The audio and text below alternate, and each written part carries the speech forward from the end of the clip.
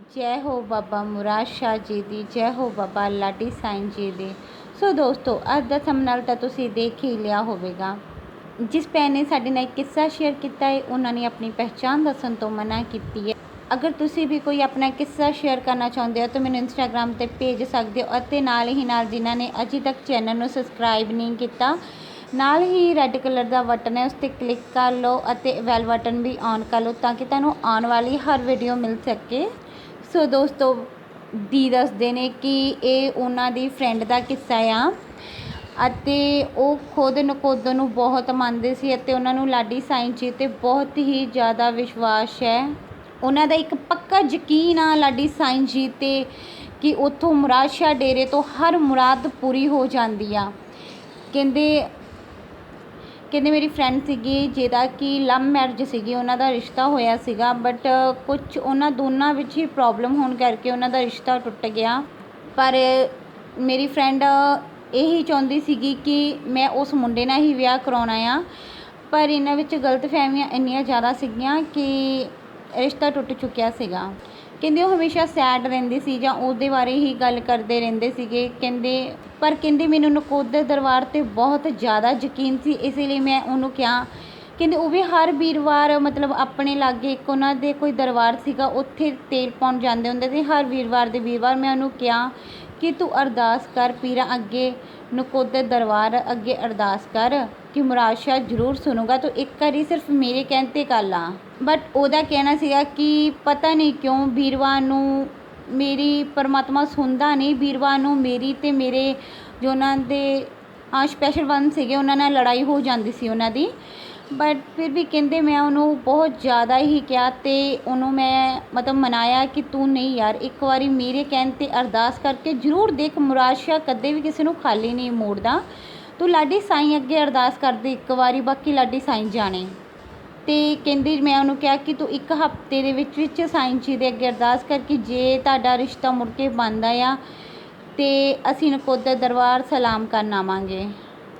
ਅਤੇ ਦੀਦੀ ਦੱਸਦੇ ਨੇ ਕਿ ਉਹਨਾਂ ਦੀ ਫਰੈਂਡ ਨੇ ਉਹਨਾਂ ਦੇ ਕਹਿਣ 'ਤੇ ਨਕੋਦਰ ਦਰਬਾਰ ਬਾਬਾ ਲਾਡੀ ਸਾਈਂ ਜੀ ਦੇ ਅੱਗੇ ਅਰਦਾਸ ਕੀਤੀ, ਅਤੇ ਤੁਸੀਂ ਮੰਨੋਗੇ ਨਹੀਂ ਕਿ ਉਸ ਮੁੰਡੇ ਦਾ ਮਨ ਹੀ ਬਦਲ ਗਿਆ, ਅਤੇ ਉਹ ਜੋ ਮੁੰਡਾ ਇੰਨੀ ਆਕੜ ਕਰਦਾ ਸੀਗਾ, ਉਸ ਮੁੰਡੇ ਨੇ ਉਹਨੂੰ ਫੋਨ ਕਰਨਾ ਸ਼ੁਰੂ ਕਰ ਦਿੱਤਾ ਅਤੇ ਰਿਸ਼ਤਾ ਫਿਰ ਤੋਂ ਦੁਬਾਰਾ ਸਹੀ ਹੋ ਗਿਆ। ਪਰ ਹਜੇ ਵੀ ਦੋਨਾਂ ਦੇ ਘਰ ਨਹੀਂ ਪਤਾ ਸੀਗਾ, ਬਟ ਉਹ ਦੋਨੇ ਹੀ ਗੱਲ ਕਰਨੀ ਸ਼ੁਰੂ ਕਰਨ ਲੱਗ ਪਏ ਸੀਗੇ। ਕਹਿੰਦੇ ਫਿਰ ਅਸੀਂ ਦੋਨੋਂ ਹੀ ਜਣੀਆਂ ਮਤਲਬ ਮੈਂ ਅਤੇ ਮੇਰੀ ਫਰੈਂਡ ਦੋਨੋਂ ਹੀ ਨਕੋਦਰ ਸਲਾਮ ਕਰਨ ਲਈ ਵੀਰਵਾਰ ਦਾ ਦਿਨ ਰੱਖਿਆ, ਜੇਠੇ ਵੀਰਵਾਰ ਦਾ, ਅਤੇ ਅਸੀਂ ਨਕੋਦਰ ਸਲਾਮ ਕਰਨ ਵਾਸਤੇ ਗਏ।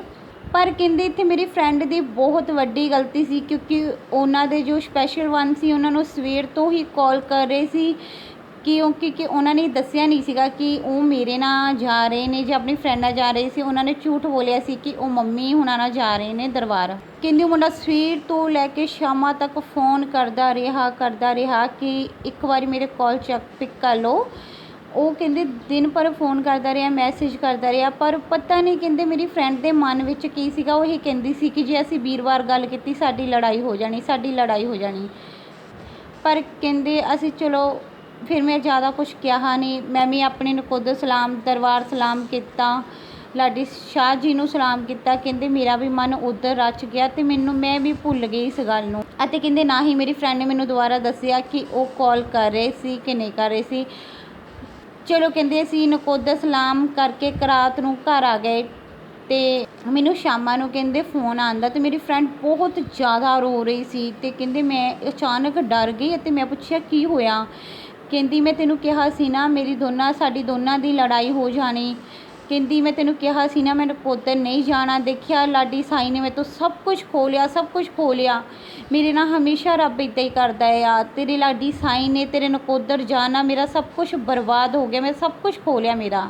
ਕਹਿੰਦੀ ਤੇਰੇ ਲਾਡੀ ਸਾਈਂ ਨੂੰ ਪਤਾ ਸੀ ਨਾ ਮੈਂ ਉਹਦੇ ਬਿਨਾਂ ਨਹੀਂ ਰਹਿ ਸਕਦੀ, ਫਿਰ ਕਿਉਂ ਉਹਨੇ ਮੈਨੂੰ ਖੋਹ ਲਿਆ। ਕਹਿੰਦੇ ਮੈਂ ਬੜੇ ਹੀ ਹੌਸਲੇ ਨਾਲ ਉਹਨੂੰ ਕਿਹਾ ਕਿ ਤੂੰ ਵੇਟ ਕਰ, ਮੈਂ ਸਾਈਂ ਜੀ ਅੱਗੇ ਅਰਦਾਸ ਕਰਦੀ ਹਾਂ, ਅਗਲੇ 24 ਘੰਟੇ ਦੇ ਵਿੱਚ ਤੈਨੂੰ ਫੋਨ ਆ ਜਾਊਗਾ ਉਸ ਮੁੰਡੇ ਦਾ, ਤੂੰ ਟੈਨਸ਼ਨ ਨਾ ਲੈ। ਕਹਿੰਦੇ ਪਰ ਹੁਣ ਇੰਨਾ ਸਾਈਂ ਜੀ ਨੂੰ ਗਲਤ ਬੋਲਿਆ, ਬਹੁਤ ਜ਼ਿਆਦਾ ਮੈਨੂੰ ਬੈਡ ਫੀਲ ਹੋਇਆ ਕਿ ਮੈਂ ਇਹਨੂੰ ਕਿਹਾ ਹੀ ਕਿਉਂ, ਲੈ ਕੇ ਹੀ ਕਿਉਂ ਗਈ।